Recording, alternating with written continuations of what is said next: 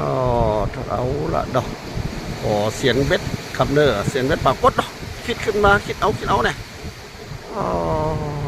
แต่ว่าบันไดนี่ดอกอ๋อนี่นะขนาดเป็นบ่าวหากินหมานนี่นะนี่นะบ่าวหากินหมานนี่นะบ่าวหรือว่าลูกสองล่ะนี่ฮะฮะบ่าวหรือว่าลูกสองฮะบ่าวหรือว่าลูกสองบ่าวบ่าวหากินหมานเนอ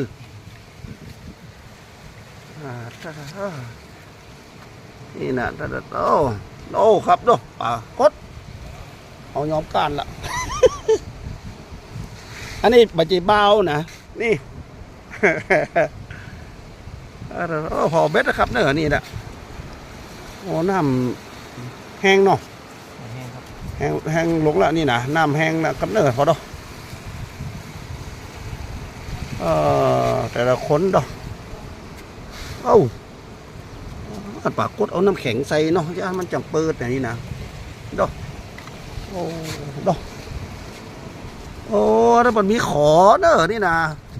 พอเบ็ดเนาะนี่นะเสียนนะนี่นะเขียนกับฝันเนาะนวดเข้าไปมือบ่ได้อันนี้แหละบ่ได้เหม็นเหมือนแต่ก่อนแล้วนะเอาเดี๋ยวสบายละดอก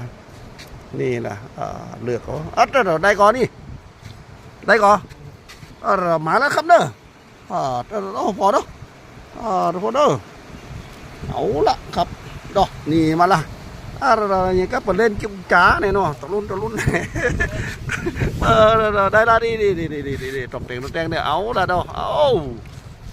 เข้าใจมันเนอะปากกำลังขึ้นนะ